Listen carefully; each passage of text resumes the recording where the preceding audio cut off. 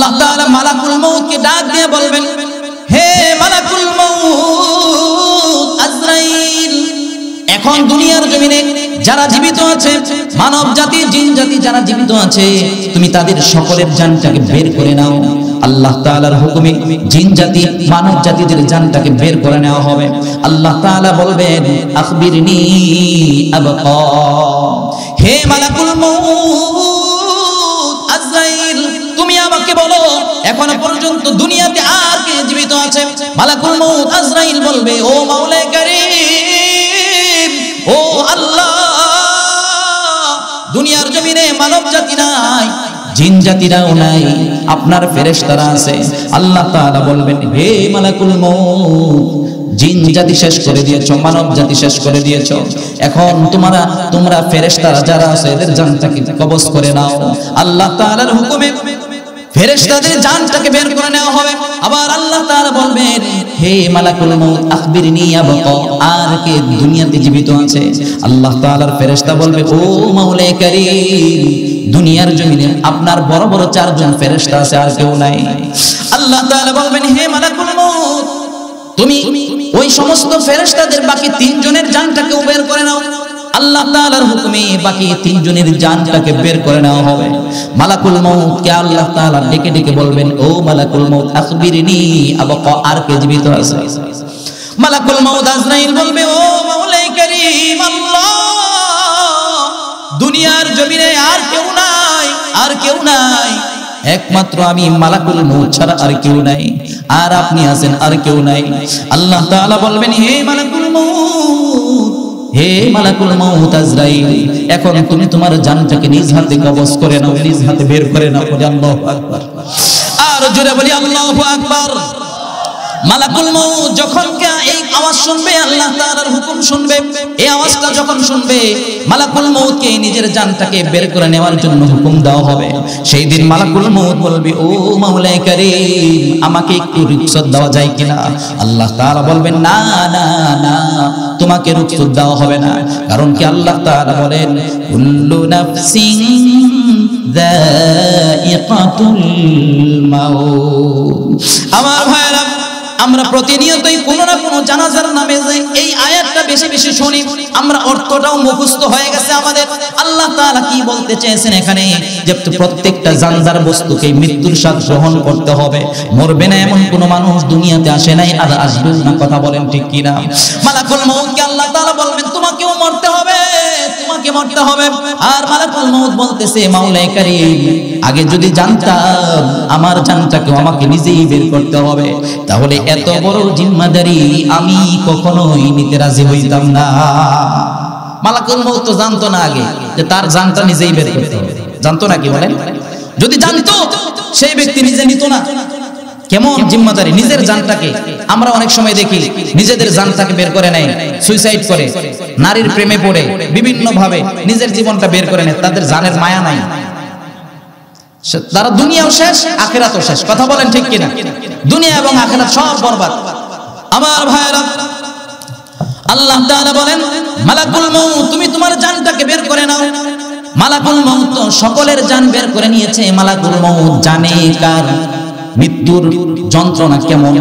মালাকুল মউত আজরাইল আলাইহিস সালাতু ওয়াস সালাম যখন বেঈমানদের জান কবজ করার জন্য হাজির হয়, হাদিসের ভিতরে আসছে, বিকট আকৃতির একটা চেহারা নিয়ে, কুচরি একটা চেহারা নিয়ে, এলোমেলো ভয়ঙ্কর একটা চেহারা নিয়ে মালাকুল মউত বেঈমানের সামনে গিয়ে দাঁড়ায়। আর বেঈমান যখন মালাকুল মউতের চেহারা দেখে, দেখার পরেই সে হাত ফেল করে ফেলে। কথা বলেন ঠিক কিনা? আমার ভাইরা, এদিকে যায় ওদিকে যায়, মালাকুল মউত আজরাইল যখন হাতটা দেয় তখন পালানোর মতো কোনো সুযোগ নাই, পালাইতে পারে না। এরকম ভাবে খপ করে ধরে সে নিয়ে চলে যায়। কথা বলেন ঠিক কিনা? মালাকুল মউত বলে, মৃত্যুর যন্ত্রণা কত কঠিন এটা আমি জানি। আমরা তো অধিকাংশ সময় সংগীতের ভিতরে শুনি, মৃত্যুর যন্ত্রণা কত কঠিন, সইতে আমি পারিব না, কবরের আযাব কত কঠিন, সইতে আমি পারিব না। সইতে পারবো? বলেন, সইতে পারবো? আমার ভাইরা, মালাকুল মউত বেঈমানের জানটাকে খুব কঠিন ভাবে কবজ করে, খুব কঠিন ভাবে বের করে। কিন্তু মুসলমান ভাইরা আমার, তাআলার প্রিয় বান্দা যারা যারা তাফসীর মাহফিলে আসে, যারা কোরআন তেলাওয়াত শোনে, যারা মসজিদের নামাজে আসে, যারা মসজিদ এবং মাদ্রাসার পক্ষে কথা বলে, এদের জানটাকে আল্লাহ তাআলা কিভাবে বের করবেন, মালাকুল মউত কিভাবে বের করবেন। ইয়া আইয়াতুহান নাফসুল মুতমাইন্না ইরজিই ইলা রাব্বিকি রাদিয়াতান মারদিয়া ফাদখুলি ফি ইবাদি ওয়াদখুলি জান্নাতি। বলি সুবহানাল্লাহ। আল্লাহ তাআলা যখন আল্লাহ তাআলার ফেরেশতা মালাকুল মউত যখন ঈমানদারের জান কবজ করে সুন্দরভাবে সালাম দেয়, সুন্দরভাবে তাকে আহলান সাহলান বলে, হে আল্লাহ তাআলার প্রিয় বান্দা, তুমি আল্লাহ তাআলার হুকুমের প্রতি সন্তুষ্ট ছিলা, আল্লাহ তাআলার হুকুমের প্রতি তুমি সন্তুষ্ট ছিলা, যার কারণে আল্লাহ তাআলা তোমার প্রতি সন্তুষ্ট, অতএব কারণে তুমি বের হয়ে আসো, আল্লাহ তাআলার প্রিয় বান্দাদের অন্তর্ভুক্ত হও, আর সাথে সাথে তুমি জান্নাতে প্রবেশ করো। বলি সুবহানাল্লাহ। সুন্দরভাবে তার জানটাকে বের করা হয়, ঈমানদারের জান। আমার ভাইরা, মালাকুল মউত বলতেছে আমার জানটাকে বের করতে হবে। বলে হ্যাঁ হ্যাঁ, মরতে হবে, তোমাকেও মরতে হবে। মরবে না এমন কোন মানুষ দুনিয়াতে আসে নাই, আর আসবেও না। শুধু তাই নয়, মালাকুল মউত যখন তার জানটাকে বের করে নেওয়ার জন্য হাতটাকে বের করবে, হাত বাড়াবে, সাথে সাথে মালাকুল মউত এমন একটা চিল্লানি দিবে, নিজের অজান্তে এমন একটা চিৎকার দিয়ে উঠবে, এমন চিৎকার, এই চিৎকারের আওয়াজটা এমন হবে, হাদিসের ভিতরে আসছে এই চিৎকারের আওয়াজটা এত ভয়ঙ্কর হবে, কিয়ামতের যেরকম বাঁশি বাজানো হয়েছিল, সিংহেই ফু দেওয়া হয়েছিল, ওই সময় যদি কোনো মানুষ দুনিয়ার জমিনে জীবিত থাকতো, ওই বাঁশি বাজানোর কোনো প্রয়োজন পড়তো না। কিয়ামত এই আজরাইলের চিৎকারের কারণে এমনি কিয়ামত হয়ে যাইত। বলি আল্লাহু আকবার। আল্লাহ পাক রব্বুল আলামিন কুরআনুল কারীমের ভিতরে বলেন, ওয়া মান ইয়াতাওয়াক্কাল আলাল্লাহি ফাহুয়া হাসবুহ ইন্নাল্লাহা বালিগু আমরি ক্বাদ জাআলাল্লাহু লিকুল্লি শাইইন কদরা। আমার ভাইরা, আল্লাহ রাব্বুল আলামিন বলেন, যেই বান্দারা আমি আল্লাহ তাআলার প্রতি তাওয়াক্কুল করবে, ভরসা রাখবে, বিশ্বাস রাখবে, আমি আল্লাহ তাআলা তাদেরকে কল্পনাতীত জায়গা থেকে রিজিকের ফয়সালা করে দিব। আমার ভাইরা, আল্লাহ তাআলা আপনাকে আমাকে সুস্থ রেখেছেন, সবল রেখেছেন, এটা আল্লাহ তাআলার দয়া। আল্লাহ তাআলার প্রতি তাওয়াক্কুল যদি আমি একটু বাড়িয়ে দেই, আল্লাহ তাআলার প্রতি যদি ভরসাটা একটু বাড়িয়ে দেই, তাহলে আল্লাহ তাআলা বলেন, তোমরা যদি আমি আল্লাহ তাআলার প্রতি তাওয়াক্কুল করতে পারো, ভরসা রাখতে পারো, রিজিক দেওয়ার মালিক আমি আল্লাহ, বৃষ্টি দেওয়ার মালিক আমি আল্লাহ, আবার আমি আল্লাহ তাআলা রিজিককে বাড়িয়ে দিতে পারি, কমায়ও দিতে পারি, এটার সমস্ত কিছু জিম্মাদারি হলাম আমি নিজে আল্লাহ। কথা বলেন ঠিক কিনা? রিজিক কে দেয়? কথা বলতে হবে, কে দেয়? রিজিক আল্লাহ তাআলা দেয়। যদি আল্লাহর প্রতি তাওয়াক্কুল এবং বিশ্বাস ভালোবাসা রাখতে পারি, তাহলে অবশ্যই আল্লাহ তাআলা আমাদের রিজিকটা বাড়িয়ে দিতে পারেন। যেমনি ভাবে আল্লাহ তাআলা বাড়িয়ে দিয়েছেন, সাহাবীদেরকে বাড়িয়ে দিয়েছেন। এক সাহাবীর ছেলে হারিয়ে গিয়েছে, রাসূল আকরাম সাল্লাল্লাহু আলাইহি ওয়াসাল্লামের কাছে গেলেন, ইয়া রাসূলুল্লাহ, ইয়া হাবিবাল্লাহ, আজকে সকাল থেকে আমার সন্তানকে খুঁজে পাচ্ছি না, ইয়া রাসূলুল্লাহ, আমি কি করতে পারি? আমি একটু আপনার কাছে পরামর্শ চাই। রাসূল আকরাম সাল্লাল্লাহু আলাইহি ওয়াসাল্লাম বলেন, হে সাহাবী, আল্লাহর প্রতি তাওয়াক্কুল করো, আল্লাহর প্রতি ভরসা রাখো, আল্লাহ তাআলা এই যে সবকিছু করতে পারে এর একটা ভরসা রাখো, আর তুমি ইস্তিগফারের আমলটা তুমি চালু রাখতে পারো। যদি তুমি এরকম করতে পারো, তাহলে আল্লাহ তাআলা অবশ্যই অবশ্যই তোমার ছেলেকে অটোমেটিক বাড়ি ফিরিয়ে দিবে। আমার ভাইরা, সাহাবী বাড়িতে চলে গেলেন, আল্লাহর প্রতি তাওয়াক্কুল করলেন। আল্লাহ তাআলাই যে সবকিছু করতে পারে, আল্লাহ তাআলাই যে সকল ক্ষমতার মালিক, আল্লাহর প্রতি তাওয়াক্কুল করলেন আর আল্লাহর প্রতি বিশ্বাস রাখলেন এবং সেই সাথে ইস্তিগফারের আমল চালু করে দিলেন। বাড়িতে চলে গেলেন, সাহাবী এবং বিবি আমল শুরু করে দিলেন, আস্তাগফিরুল্লাহাল্লাযী লা ইলাহা ইল্লা হুয়াল হাইয়ুল কাইয়্যুম। ইস্তিগফারের আমলটা চালু হয়ে গেল।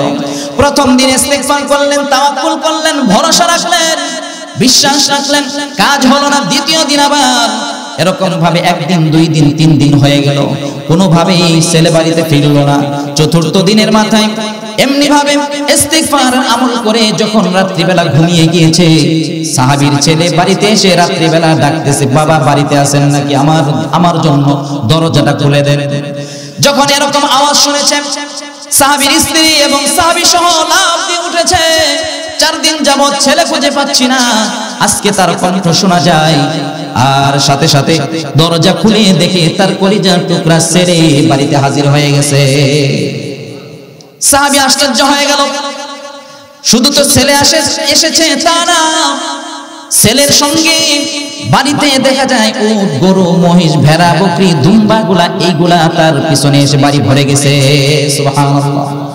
সাহাবী জিজ্ঞাসা করলেন, হে বাবা, কি ব্যাপার, তুমি 3-4 দিন কোথায় ছিলা? আর এইগুলাই, এই যে উট, গরু, মহিষ, ভেড়া, বকরি, দুম্বাগুলাই বা কোত্থেকে নিয়ে আসলাম? সাহাবীর ছেলে বললেন, ও বাবা, আমি একজন সাহাবীর সন্তান, আমি চুরি করি নাই। আমি যখন ফজরের পরে হাঁটতেছিলাম, হাঁটাহাঁটি করতেছিলাম, কিছু দুষ্কৃতী লোক এসে আমাকে ধরে নিয়ে গেল, আমি বুঝতে পারলাম না। পাহাড়ের চিপায় আমাকে আটকিয়ে রাখা হলো। 1 দিন, 2 দিন, 3 দিন, আজকে যখন রাত হলো, দিনের পাহারাদাররা চলে গেল, রাতের পাহারাদাররা এরকম ভাবে আবার চলে আসলো। এমত অবস্থায় হঠাৎ বিদ্যুৎ চমকাচ্ছে, আকাশে মেঘাচ্ছন্ন হয়ে গেছে, ঝড় তুফান শুরু হয়ে গেছে। এমত অবস্থায় দেখি রাতের পাহারাদাররা ঠিক থাকতে পারে নাই, তারা তাদের অবস্থান ছেড়ে দিয়ে চলে গেছে। এই সুযোগে আমি আমার দরজাটা খুলে আমি একা একাই হাঁটা শুরু করে দিয়েছি। আর যখন নাকি হাঁটা শুরু করে দিয়েছি, এই সমস্ত উট, গরু, মহিষ, ভেড়া, বকরি, দুম্বাগুলা আমার পিছনে পিছনে এরকম ভাবে রাস্তা দেখাইতে দেখাইতে আমার বাড়ি পর্যন্ত নিয়ে এসেছে। বলি সুবহানাল্লাহ। আমার ভাইরা,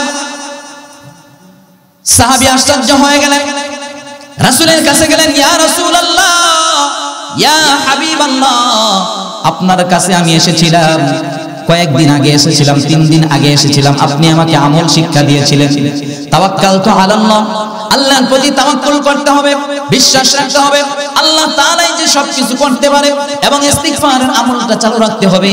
আমরা তো ইস্তিগফারের আমলটা চালু রেখেছিলাম, যার কারণে আজকে 4 দিনের মাথায় আমার ছেলে বাড়িতে এসেছে। বলে আলহামদুলিল্লাহ। বলে ঠিক আছে, কোনো সমস্যা কি? তাহলে তো ভালোই। বলে না ইয়া রাসূলুল্লাহ, ইয়া হাবিবাল্লাহ, আজকে এসেছে, ছেলে এসেছে, কিন্তু বিষয় হলো ছেলের সঙ্গে উট, গরু, মহিষ, ভেড়া, বকরি, দুম্বাগুলো চলে এসেছে। এখন আমি কি করতে পারি? ওই উট, গরু, মহিষের, দুম্বাগুলো, দুম্বার মালিকেরা যদি এসে আমাকে ধরে, আমি কি উত্তর দেব?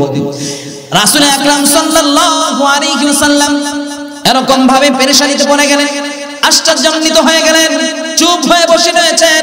এমত অবস্থায় জিবরাইল আলাইহিস সালাতু ওয়াস সালাম আল্লাহ তাআলার পক্ষ থেকে ওহী নিয়ে আসলেন। আল্লাহ তাআলা আয়াত নাযিল করে দিলেন, ওয়া মাইয়াতাওয়াক্কাল আলাল্লাহি ফাহুয়া হাসবুহু ইন্নাল্লাহা বালিগু আমরি ক্বাদ জাআলাল্লাহু লিকুল্লি শাইইন কদরা। জোরে বলি সুবহানাল্লাহ। আমার ভাইরা, জিবরাইল আলাইহিস সালাতু ওয়াস সালাম আসলেন, ইয়া রাসূলুল্লাহ, ইয়া হাবিবাল্লাহ, চিন্তার কোনো কারণ নাই, চিন্তার কোনো কারণ নাই। যে সাহাবী আল্লাহর প্রতি তাওয়াক্কুল করেছে, বিশ্বাস রেখেছে, ভালোবাসা রেখেছে, আর ইস্তিগফারের আমল করেছে, সেই সাহাবীর জন্য আল্লাহ তাআলা কল্পনাতীত জায়গা থেকে এই সমস্ত কিছু হাদিয়ার ব্যবস্থা করে দিয়েছে। দুনিয়ার কোনো মানুষের এইগুলো না, এটা আল্লাহর পক্ষ থেকে হাদিয়া। বলি সুবহানাল্লাহ। তাহলে তাওয়াক্কুলের ফজিলত আছে না নাই? বলেন, যতই বাজারের দাম বাড়ুক না কেন, আল্লাহ তাআলা যদি আমাকে সহযোগিতা করে, আমরা কোনোভাবেই আমার সমস্যা নাই। কথা বলেন ঠিক কিনা? নৈরাশ হওয়া যাবে না, আল্লাহ তাআলার রহমত থেকে নৈরাশ কোনোভাবেই হওয়া যাবে না। মুসলমান ভাইয়েরা আমার, কিয়ামত তো অবশ্যই হবে, কিয়ামত তো অবশ্যই হবে। তো আমাদেরকে তো চলেই যেতে হবে। দুনিয়া তো থাকার জায়গা না, দুনিয়া তো ব্যাংক ব্যালেন্স করার জায়গা না, দুনিয়া হচ্ছে ক্ষণস্থায়ী জায়গা। কথা বলেন ঠিক কিনা? এই ক্ষণস্থায়ী জায়গাতে আমরা চিরস্থায়ী চিন্তা ভাবনা কেন করি? চিরস্থায়ী চিন্তা ভাবনা করা যাবে না, চিরস্থায়ী চিন্তা ভাবনা করলেই বিপদ আছে। কথা বলেন ঠিক কিনা? আমার ভাইরা, শুধু তাই নয়, আল্লাহ রাব্বুল আলামিন বলেন, যে ব্যক্তি ইস্তেগফার করবে, আল্লাহর প্রতি বিশ্বাস এবং ভালোবাসা রেখে ইস্তেগফার করবে, আল্লাহ রাব্বুল আলামিন বলেন ফাকুল তুস্তাগফিরু রাব্বাকুম ইন্নাহু কানা গাফফারা ইউরসিলিস সামাআ আলাইকুম মিদরারা ওয়া ইউমদিদকুম বিআমওয়ালিন ওয়া বানিনা ওয়া ইয়াজআল লাকুম জান্নাতিন ওয়া ইয়াজআল লাকুম আনহারা। আল্লাহ রাব্বুল আলামিন বলেন যে ব্যক্তি রবের ইস্তেগফার করবে, আল্লাহ তাআলার প্রতি ইস্তেগফার করবে, দৈনিক যদি কোনো বান্দা ইস্তেগফারের আমলটা চালু রাখতে পারে, তাহলে আল্লাহ তাআলা তাকে ক্ষমার ঘোষণা দিয়েছেন। ফাকুল তুস্তাগফিরু রাব্বাকুম ইন্নাহু কানা গাফফারা, সেই ব্যক্তিকে আল্লাহ তাআলা ক্ষমা করে দিবেন, বলে সুবহানাল্লাহ। ইস্তেগফারের আমলটা চালু রাখলে আল্লাহ তাআলা তাকে ক্ষমা করে দিবেন। সেই সাথে ওয়া ইউরসিলিস সামাআ আলাইকুম মিদরারা, আল্লাহ তাআলা বলেন যে ব্যক্তি ইস্তেগফার করবে এবং আল্লাহ তাআলার প্রতি তাওয়াক্কুল করবে, ভরসা রাখবে, তওবা করবে, ইস্তেগফার করবে, গুনাহ মাফের দোয়া চাবে, আল্লাহ তাআলা তাকে ক্ষমা করে দিবেন। সেই সাথে পুরস্কার হিসেবে দিবেন আল্লাহ তাআলা আসমান থেকে প্রয়োজন মুআফিক বৃষ্টির বারিধারা নাজিল করে দিবে, বৃষ্টি নাজিল করবে। দেখেন না কিছুদিন পর পর খরা হয়, কিছুদিন পর পর সালাতুল ইস্তিসকার নামাজ পড়তে হয়। আপনাদের এলাকায় পড়ছেন কিছুদিন আগে? পড়ছেন না? এই যে আমরা ইস্তিগফারের আমল যদি চালু রাখি, তাহলে আল্লাহ তাআলার কাছে এই সমস্ত সালাতুল ইস্তিসকার নামাজ আদায় করতে হবে না, আল্লাহ তাআলা এমনিই বৃষ্টির বারিধারা নাজিল করবে, বলি সুবহানাল্লাহ। শুধু তাই নয়, আল্লাহ রাব্বুল আলামিন বলেন ওয়া ইউমদিদকুম বিআমওয়ালিন ওয়া বানিন ওয়া ইয়াজআল লাকুম জান্নাতিন ওয়া ইয়াজআল লাকুম আনহারা। যে ব্যক্তি ইস্তেগফার করবে, আল্লাহ তাআলা তাকে এরকম নেক সন্তান দিয়ে তাকে ধন্য করে দিবে, সুবহানাল্লাহ। নেক সন্তান দিবে। আমার ভাইয়েরা, যাই হোক, আলোচনা ওদিকে না, আমি আয়াত তেলাওয়াত করেছি, সূরাতুল কারিয়া তেলাওয়াত করেছি। এই সূরাতুল কারিয়ার মধ্যে আল্লাহ তাআলা কিয়ামত সম্পর্কে আলোচনা করেছেন। কি সম্পর্কে? কিয়ামত সম্পর্কে। আমি আপনাদের কাছে আলোচনা শুরু করার আগে একটা বিষয় বলি। আল্লাহ তাআলা বড় বড় চারজন ফেরেশতা আল্লাহ তাআলা জিম্মাদার হিসেবে দিয়েছেন। এক নাম্বার হচ্ছে হযরতে জিবরাইল আলাইহিস সালাতু ওয়াস সালাম, ওনার একটা জিম্মাদারি আছে। কি বলেন তো? আপনারা জানেন কি? ওনার কাজ হলো বার্তাবাহক। আসমান থেকে আল্লাহ তাআলার পক্ষ থেকে ওহী নিয়ে আসে এবং জমিন থেকে নিয়ে যায়, মানে এটা হচ্ছে বার্তাবাহকের দায়িত্ব যেনাকে দেওয়া হয়েছে, হযরতে জিবরাইল আলাইহিস সালাতু ওয়াস সালাম। দ্বিতীয় নাম্বার হচ্ছে মিকাইল আলাইহিস সালাতু ওয়াস সালাম, উনি আল্লাহ তাআলার হুকুমে আমাদের রিজিক পৌঁছায় দেয় এবং মেঘ বৃষ্টির পরিচালনা করেন। আরেকজন ফেরেশতা হলো হযরতে মালাকুল মউত আজরাইল আলাইহিস সালাতু ওয়াস সালাম, তিনার দায়িত্ব হলো মানুষের জান কবজ করা। চার নাম্বার হচ্ছে হযরতে ইসরাফিল আলাইহিস সালাতু ওয়াস সালাম, ওনার দায়িত্ব হলো সিংহায় ফু দিবে, বাঁশি বাজিয়ে দিবে। আল্লাহ তাআলার হুকুমের অপেক্ষায় রয়েছেন উনি, আসমানের দিকে তাকিয়ে রয়েছেন, আরশ আজিমের দিকে তাকিয়ে রয়েছেন, কখন মহান রব তাকে হুকুম দিবে আর বাঁশি বাজিয়ে দিবে। এই যে বাঁশি যে বাজিয়ে দিবেন, ওনার এটাই দায়িত্ব, এটাই জিম্মাদারি। এই যে এই সম্পর্কে আজকে আলোচনা। বাঁশি বাজাবেন, সিংহায় ফু দিয়ে দিবেন। যখন আল্লাহ তাআলা হুকুম দিবেন, সিংহায় ফু দেওয়ার হুকুম দিবেন, তখন যে হুকুম পাওয়ার পর হযরতে ইসরাফিল আলাইহিস সালাতু ওয়াস সালাম সিংহায় ফু দিয়ে দিবেন। এই ফু দেওয়ার পরে একটা আওয়াজ হবে, এই যে আওয়াজটা, যে একটা বিকট একটা আওয়াজ হবে, এই আওয়াজটার নামই হচ্ছে আল কারিয়া। নামটা কি? এদিকে তাকান, এদিকে তাকান, ওদিকে না, আশেপাশে কি হচ্ছে এটা দেখবো না আমরা। এদিকে তাকান। টিউবওয়েলের মুখ আর কলসির মুখ যদি এক না হয়, পানি ভরবে? কিয়ামত হয়ে যাবো গা, পানি একবারে সব সারা দুনিয়া ভাসে যাবো গা, আপনার কলসি ভরবো না। ঠিক তেমনি আপনারা ওয়াজ শুনতে আসছেন, এদিকে তাকায় থাকবেন, আশেপাশে কে আসলো কে গেল এটা দেখার বিষয় না, আমার দিকে তাকাবেন। মনোযোগ সহকারে যদি না শুনেন তাহলে বুঝবেন না বিষয়টা। এই জন্য আল্লাহ তাআলা যেদিন হুকুম দিবেন, ইয়াউমা ইউনফাখু ফিস সূর, যখন আল্লাহ তাআলা হুকুম দিবেন ইসরাফিল বাঁশি বাজিয়ে দাও, ওই দিন বিকট একটা আওয়াজ হবে, বিকট আকৃতির একটা শব্দ হবে। আমরা তো এই যে গাড়ির হর্ন বাজাই, ট্রেনের আওয়াজ শুনি, ট্রেনের বাঁশি বাজে, তারপরে এই যে বিদ্যুৎ চমকাইলে ঠাডা পড়লে বজ্রপাত হইলে বিকট বিকট আওয়াজ আমরা শুনতে পাই, তাই না? আমরা এক একজন বিভিন্ন ভাবে বিকট বিকট আওয়াজ শুনতে পাই, কিন্তু এই আওয়াজগুলা কিন্তু ইসরাফিলের আওয়াজের মতো না। হযরত ইসরাফিল আলাইহিস সালাতু ওয়াস সালাম যখন সিংহায় ফু দিয়ে দিবেন তখন সেই আওয়াজটা হবে বিকট একটা আওয়াজ। আল্লাহ তাআলা এই সম্পর্কে সূরাতুল কারিয়ার ভিতরে বলেন, আল কারিয়াতু মাল কারিয়াতু ওয়া মা আদরাকা মাল কারিয়া ইয়াউমা ইয়াকুনুন নাসু কাল ফারাশিল মাবথুস। জোরে বলি আল্লাহু আকবার, আর একটু জোরে বলি আল্লাহু আকবার। আমার ভাইরা, আল্লাহ রাব্বুল আলামিন বলেন, যখন ইসরাফিল আলাইহিস সালাতু ওয়াস সালাম সিংহায় ফু দিয়ে দিবেন তখন বিকট একটা আওয়াজ হবে, মহাপ্রলয়, বিকট একটা আওয়াজ। এই আওয়াজটার নাম হচ্ছে আল কারিয়া। এই বিকট আওয়াজ যখন শুরু হয়ে যাবে তখন এই পৃথিবীটা এমন একটা প্রকম্পিত হবে, এমন একটা ঝাঁকুনি দিবে, কাঁপুনি দিবে। আল্লাহ রাব্বুল আলামিন ওয়া আখরাজাতিল আরদু আথকালাহা ওয়া ক্বালাল ইনসানু মা লাহা। জোরে বলি আল্লাহু আকবার। আমার ভাইরা, ইযা যুলজিলাতিল আরদু জিলজালাহা, যখন সিংহায় ফু দেয়া হবে তখন পৃথিবীটা প্রকম্পিত হবে, একটা ঝাঁকুনি দিবে, কাঁপুনি দিবে। এই ঝাঁকুনি এবং কাঁপুনি দেওয়ার পর পৃথিবীর ভিতরে যা কিছু আছে সব কিছু বের হতে থাকবে, আর মানব সকল তখন বলবে ওয়া ক্বালাল ইনসানু মা লাহা। কি হলো, কি হলো, কি ব্যাপার? জমিন কাঁপতেছে কেন? জমিন কাঁপতেছে কেন? নড়তেছে কেন? ঢুলাঢুলি করতেছে কেন? এরকম অবস্থা কেন হলো? আল্লাহ রাব্বুল আলামিন তখন যে পৃথিবীর অবস্থাটা করবেন, পৃথিবীর অবস্থাটা উলটপালট হয়ে যাবে। কেমন অবস্থা হবে? প্রথমবার সিংহায় ফু দেওয়ার পর মানুষের অবস্থা কেমন হবে? আল্লাহ রাব্বুল আলামিন বলেন, ইয়াউমা ইয়াকুনুন নাসু কাল ফারাশিল মাবথুস। তখন পৃথিবীর অবস্থাটা এমন হবে যে মানুষের অবস্থা কেমন হবে? মানুষের অবস্থাটা হবে বিক্ষিপ্ত পতঙ্গের মতো, তারা নিক্ষিপ্ত হতে থাকবে। এই যে আমরা লাইটের আশেপাশে পোকা দেখি না, পোকা পতঙ্গগুলা দেখি না, এই পতঙ্গগুলোর অবস্থা কেমন হবে? মানে মানুষের অবস্থা ঠিক এই পতঙ্গের মতোই হবে। অর্থাৎ এই পতঙ্গগুলা, পোকামাকড়গুলা একটা আরেকটার উপরে পড়ে। কথা বলেন ঠিক কিনা? একটা আরেকটার উপরে পড়ে, ওটার উপরে আবার আরেকটা পড়ে, এরকম ভাবে এলোমেলো ভাবে বিক্ষিপ্ত ভাবে ছোটাছুটি করতে থাকে।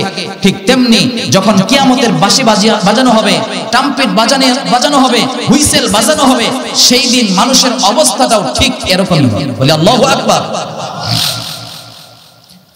আমার ভাইরা, শুধু তাই নয়, আল্লাহ রাব্বুল আলামিন বলেন, এই শক্তিশালী পাহাড়, আসমান জমিন আল্লাহ তাআলা বানিয়েছেন। আসমান জমিনকে বানানোর পর 6 দিন বানিয়েছেন, 6 দিনে বানিয়েছেন, 6 দিনে আসমান জমিন বানিয়েছেন।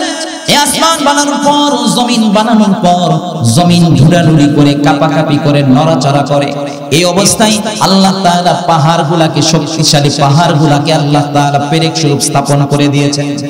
আমরা যেরকম ভাবে টিনের ঘরে অথবা অন্য অন্য ঘরের ভিতরে আমরা বাঁধে অথবা এরকম ভাবে পেরেক ঢুকাই, স্ক্রু ঢুকাই, যাতে করে টিন বা বাঁশ ইত্যাদি ইত্যাদি নড়াচড়া না করতে পারে, ঠিক তেমনি আল্লাহ তাআলা এই পাহাড়গুলোকে পেরেক স্বরূপ স্থাপন করে দিয়েছেন। বলি সুবহানাল্লাহ। পেরেক স্বরূপ দিয়েছেন। আল্লাহ রাব্বুল আলামিন বলেন, এই শক্তিশালী পাহাড়, এই পাহাড়গুলোকে আমি আল্লাহ তাআলা পেরেক স্বরূপ স্থাপন করে দিয়েছি। আমরা একটা 4 ইঞ্চি পেরেক, এই পেরেকের মাত্র মাথা একটু মাত্র 60 টুকু রেখে বাকিটুকু আমরা ঢুকায় দেই। কথা বলেন ঠিক কিনা? বাকি সবটুকু আমরা হাতুড়ি দিয়ে পিটিয়ে পিটিয়ে ঢুকিয়ে দিই, একটুও বাকি রাখি না। ওই 60 টুকু ছাড়া বাকিটুকু ঢুকিয়ে দেই। ঠিক তেমনি আল্লাহ তাআলা পেরেক স্বরূপ পাহাড়কে গেড়ে দিয়ে দেন, কিন্তু এই পাহাড়টা কতটুকু গাললেন? মাত্র একটু 60 টুকু বাকি রেখে সবটুকু আল্লাহ তাআলা গেড়ে দিয়েছেন। বলি সুবহানাল্লাহ। সবটুকু ঢুকিয়ে দিয়েছেন, ওই মাত্র একটু ছাদ আছে। এই ছাদ টুকুর অবস্থা কেমন একটু দেখেন তো। বড় বড় পাহাড়, মাত্র একটু ছাদ, কত উঁচু উঁচু পাহাড়। আমরা বান্দরবনে গিয়েছি অনেকেই, চিম্বুক পাহাড়ে অনেকেই উঠেছি, কত উঁচু পাহাড়। এই পাহাড়ে কেউ উঠতে পারে না, মানে কোনো সাধারণ গাড়ি নিয়ে উঠতে পারে না। এখানে চাঁদের গাড়ি আছে, চাঁদের গাড়ি। এই চাঁদের গাড়ির ভিতরে আলাদা দুইটা করে ইঞ্জিন লাগানো আছে। এই চাঁদের গাড়ি ছাড়া কেউ ওই পাহাড়ে উঠতে পারে না। ওই শক্তিশালী পাহাড়, উঁচু পাহাড়ে কেউ উঠতে পারে না। কিন্তু আল্লাহ তাআলা এই শক্তিশালী পাহাড়গুলোকে আল্লাহ তাআলা যেদিন কিয়ামত ঘটাবেন, যেদিন ইসরাফিল আলাইহিস সালাতু ওয়াস সালাম কিয়ামত ঘটিয়ে দিবেন, বাঁশি যখন বাজিয়ে দিবেন, এই শক্তিশালী উঁচু উঁচু পাহাড়গুলো সেদিন তুলার মতো ধ্বনিত হতে থাকবে। বলে আল্লাহু আকবার। আমার ভাইরা, আল্লাহ রাব্বুল আলামিন বলেন ওয়া তাকুনুল জিবালু কাল'ইহনিল মানফুশ। বলি আল্লাহু আকবার। তুলার মতো পাহাড়কে উড়াতে থাকবেন, ধ্বনিত করতে থাকবেন। যেমনি ভাবে আমরা তুলার দোকানে যাই, তুলাওয়ালা একটা লাঠি নিয়ে তুলাকে ধ্বনিত করতে থাকে, পশমের মতো উঠতে থাকে, ছোট ছোট পশমের মতো উঠতে থাকে। এরকম ভাবে আল্লাহ তাআলা কিয়ামতের ময়দানে এই শক্তিশালী পাহাড়গুলোকে তুলার মতো ধ্বনিত করতে থাকবে। কেমন অবস্থা হবে? অবস্থা খুব খারাপ হয়ে যাবে। আমার ভাইরা, আল্লাহ রাব্বুল আলামিন কিয়ামতের মহা মুসিবত যেদিন শুরু হয়ে যাবে, সেদিন আল্লাহ তাআলা ছাড়া কেউ আপনাকে আমাকে বাঁচাতে পারবে না। কথা বলেন ঠিক কিনা? আল্লাহ তাআলা ছাড়া কেউ বাঁচাতে পারবে না। আল্লাহ তাআলা ছাড়া কেউ আপনার রক্ষাকর্তা কেউ হবে না। আল্লাহ রাব্বুল আলামিন আরো বলেন সূরাতুল হাজের প্রথম আয়াতের ভিতরে আল্লাহ তাআলা বলেন, ইয়া আইয়ুহান নাসুত্তাকু রাব্বাকুম ইন্না জালজালাতাস সাআতি শাইউন আযীম। আল্লাহ রাব্বুল আলামিন বলেন, ইয়া আইয়ুহান নাসুত্তাকু, হে মানব সকল, তোমরা তোমাদের রবকে ভয় করো। আল্লাহ তাআলাকে ভয় করতে বলেছেন, কারণ কি জানেন? ইয়া আইয়ুহান নাসুত্তাকু রাব্বাকুম ইন্না জালজালাতাস সাআতি শাইউন আযীম। কারণ হলো কিয়ামতের বিভীষিকাময় অবস্থাটা খুবই কঠিন, খুবই খারাপ বিষয়। এই জন্যই ভয় করতে হবে কাকে? একটু চিৎকার করে বলি কাকে ভয় করতে হবে? আল্লাহ তাআলাকে ভয় করতে হবে। কারণটা কি? আল্লাহ রাব্বুল আলামিন বলেন, ইয়াউমা তারাউনাহা তাযহালু কুল্লু মুরদিআতিন আম্মা আরদাআত ওয়া তাদউ কুল্লু যাতি হামলিন হামলাহা ওয়া তারান নাসা সুকারা ওয়া মা হুম বিসুকারা ওয়ালাকিন্না আযাবাল্লাহি শাদীদ। জোরে বলি আল্লাহু আকবার। আল্লাহ রাব্বুল আলামিন বলেন, ইয়াউমা তারাউনাহা তাযহালু কুল্লু মুরদিআতিন আম্মা আরদাআত।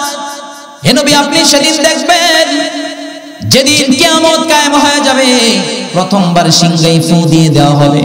তখন আপনি দুধ পান করানোওয়ালা মাদেরকে দেখবেন। যেই সমস্ত বাচ্চারা দুধ পান করে তাদের মাদের অবস্থা দেখবেন। সেই সমস্ত মারা পর্যন্ত কিয়ামতের বিভীষিকাময় অবস্থা দেখে, কিয়ামতের এই বাঁশির আওয়াজটা শুনে সেই দিন ওই সমস্ত মারা পর্যন্ত তাদের সন্তানের কথাটা ভুলে যাবে। বলে আল্লাহু আকবার। আমার ভাইরা, আমার ভাইরা, কিয়ামতের অবস্থা কায়েম হয়ে গেলে দুধের বাচ্চাদের কথা মারা পর্যন্ত ভুলে যাবে। আমি ভাই আপনাদের কাছে প্রশ্ন রাখতে চাই, আমরা যখন ছোট্ট ছিলাম, আমরা যখন দুধ পান করার মতো বয়স ছিলাম, তখন আপনার আমার মা কি আমাকে ফেলে রেখে চলে গেছে? একটু কথা বলেন, জোরে বলেন, ফেলে রেখে চলে যায় নাই?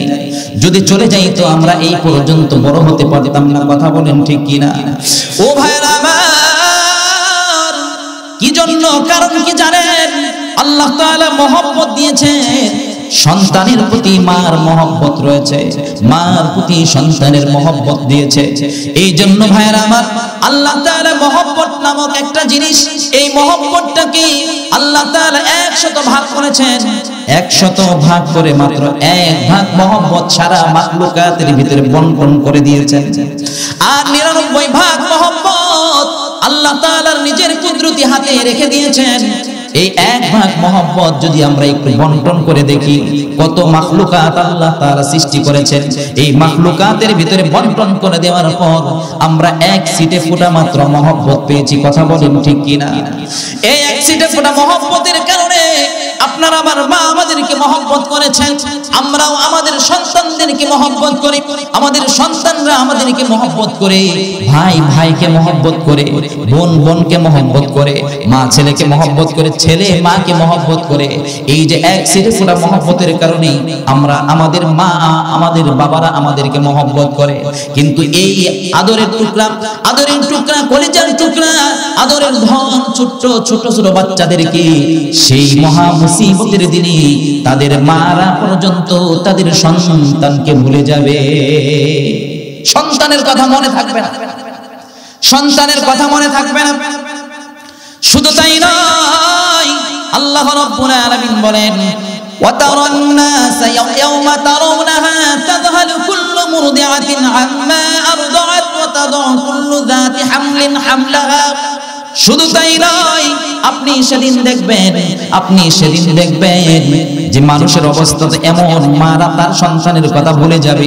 শুধু তাই নয়, যেই সমস্ত বাচ্চারা এখনো পর্যন্ত পরিপক্ক হয় নাই, দুনিয়াতে আসার সুযোগ হয় নাই, সময় হয় নাই, এখনো পর্যন্ত মাতৃগর্ভে রয়েছে, ওই সমস্ত দুধের বাচ্চারা, ওই সমস্ত গর্ভের বাচ্চারা এখনো পর্যন্ত মানুষ রূপে আকৃতি পায় নাই, ওই সমস্ত অপরিপক্ক বাচ্চাগুলো এই কিয়ামতের বিভীষিকাময় অবস্থা, এই কিয়ামতের সিংহাই ফু দেওয়ার অবস্থা আওয়াজ শুনে ওই সমস্ত বাচ্চারা পর্যন্ত তাদের মায়ের গর্ভে থেকে এমনিই খালাস হয়ে যাবে। আল্লাহু আকবার, আর জোরে বলি আল্লাহু আকবার। আমার ভাইরা, মায়ের গর্ভে থেকে সন্তান এমনি ভূমিষ্ঠ হয়ে যাবে। কোন ধরনের ইনজেকশন, কোন ধরনের ডাক্তার, কোন ধরনের ধাত্রী, কোন ধরনের মহিলা, কোন ধরনের সুযোগ, কোন ধরনের সহযোগিতা ছাড়াই পেট থেকে এমনিই খালাস হয়ে যাবে। তাহলে একটু চিন্তা করেন কিয়ামতের অবস্থাটা কেমন হবে, একটু চিন্তা করেন আমার ভাইরা। শুধু তাই নয়, আল্লাহ রাব্বুল আলামিন আরো বলেন وَتَرَى النَّاسَ سُكَارَى وَمَا هُمْ بِسُكَارَى। হে নবী, আপনি দেখবেন সেদিন অবস্থাটা কেমন হবে। মানুষের অবস্থা তো পাগলের মতো হয়ে যাবে, পাগল হয়ে যাবে, পাগল। কিন্তু আপনি দেখবেন পাগলের মতো হয়ে গেছে, কিন্তু আসলে তো কিন্তু তারা পাগল না। কথা বলেন ঠিক কিনা? সেদিন কি সবাই পাগল থাকবে? বলেন, সবাই কি পাগল থাকবে? আগে কি পাগল ছিল, নাকি পাগল হয়ে গেছে এই বাঁশি বাজানোর কারণে, সিংহাই ফু দেওয়ার কারণে, বিকট একটা আওয়াজ দেওয়ার কারণে, কিয়ামতের ভয়াবহ অবস্থা শোনার কারণে তখন মানুষ পাগলের মতো হয়ে যায়। ওয়াতারান নাসা সুকারা, আপনি দেখবেন পাগল, ওমা হুম বিসুকারা, কিন্তু আসলে পাগল না, তারা পাগল না। আমার ভাইরা, আল্লাহ রাব্বুল আলামিন বলেন ওয়ালাকিন্না আযাবাল্লাহি শাদীদ। আল্লাহ রাব্বুল আলামিন বলেন কিয়ামতের ভয়াবহতা খুবই কঠিন, আল্লাহ তাআলার আযাব বড় কঠিন। কথা বলেন ঠিক কিনা? আমার ভাইরা, এই জন্য ভাইরা আমার, আল্লাহ তাআলা বলতেছেন বান্দা, আমি আল্লাহ তাআলা তোমাদেরকে দুনিয়ার জমিনে রেখেছি। দুনিয়ার জমিনে তোমরা এখানে এসেছো, এখানে থাকতেছো, এই আসমান দিয়েছি, সুন্দর আসমান দিয়েছি, সুন্দর জমিন দিয়েছি। আমি আল্লাহ তাআলা আসমানটাকে ছাদ হিসেবে দিয়েছি, জমিনটাকে বিছানা হিসেবে দিয়েছি। এই জমিনের উপরে তোমরা বসবাস করতেছো, কিন্তু তোমরা আমাকে ভুলে গিয়েছো। আমি আল্লাহ তাআলা কি করতে পারে আর কি না করতে পারে এই সম্পর্কে তোমরা চিন্তা ভাবনা করো না। আল্লাহ তাআলা চাইলে এই মুহূর্তের ভিতরে আসমান ভেঙে চলে দিতে পারেন। কথা বলেন ঠিক কিনা? আল্লাহ তাআলা চাইলে মুহূর্তের ভিতরে সব কিছু করতে পারেন। আল্লাহ তাআলা যদি শুধু ইচ্ছা করেন, কুন ফায়াকুন কওলুহুল হক ওয়া লাহুল মুলকু ইয়াওমা ইউনফাখু ফিস সূর। আল্লাহ তাআলা যেদিন কিয়ামত ঘটায় দিবেন, যেদিন সিংহাই ফু দিয়ে দিবেন, সেই এই আসমান জমিন সবকিছু ধ্বংস হয়ে যাবে। কথা বলেন ঠিক কিনা? কথা বলেন ঠিক কিনা?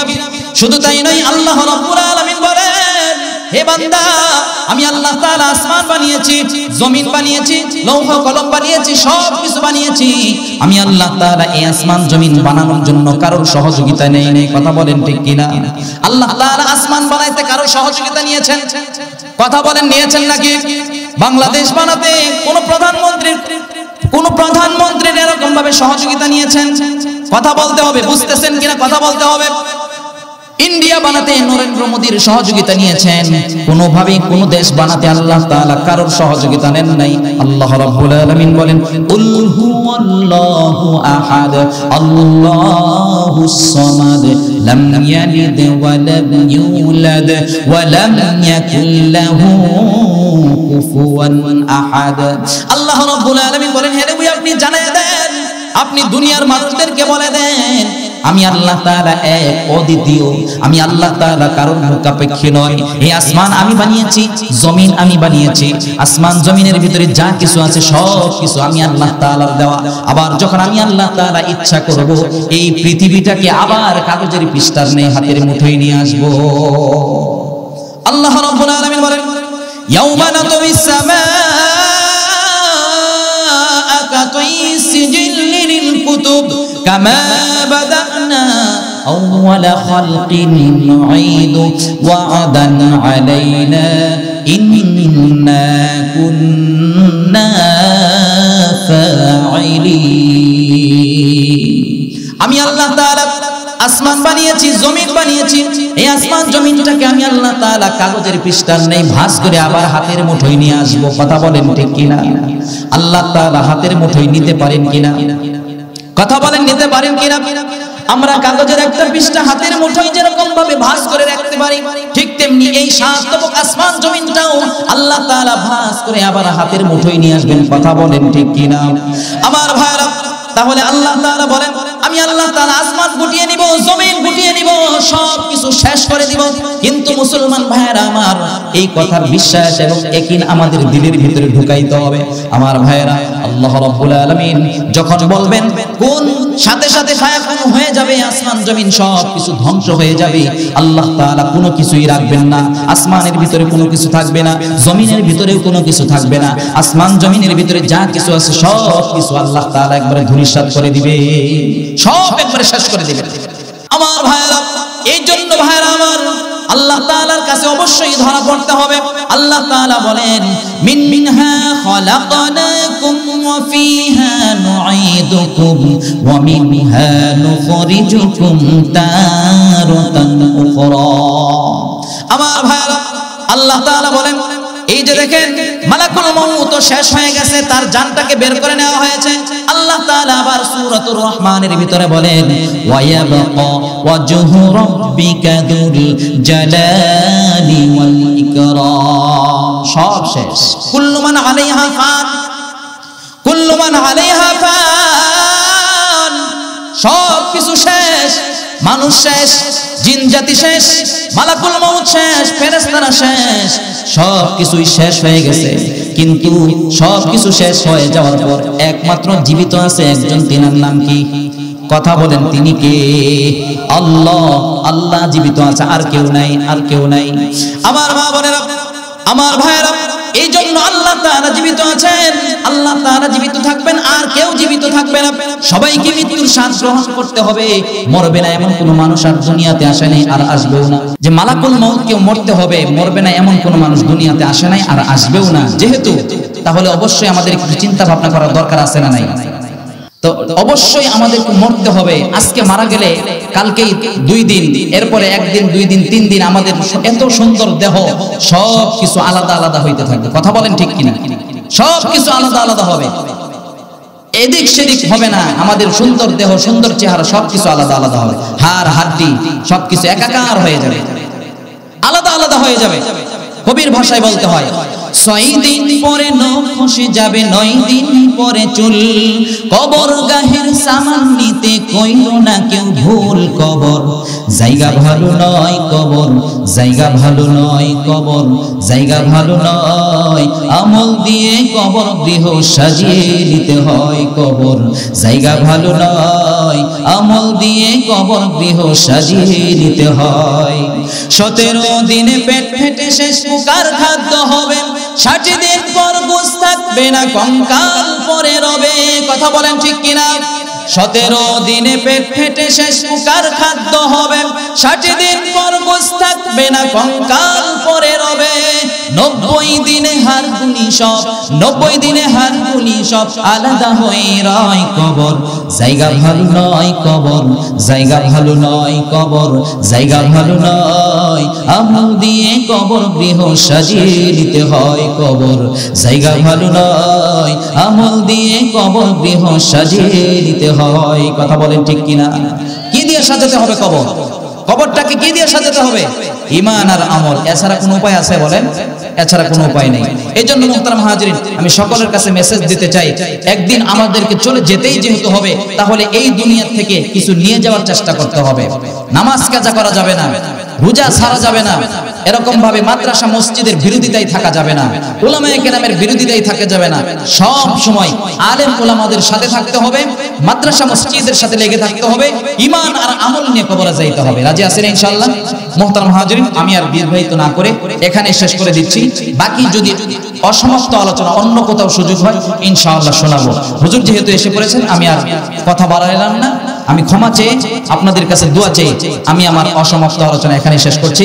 ওমা আলাইনা ইল্লাল বালাগ। আসসালামু আলাইকুম ওয়া রাহমাতুল্লাহি তাআলা ওয়া বারাকাতুহু।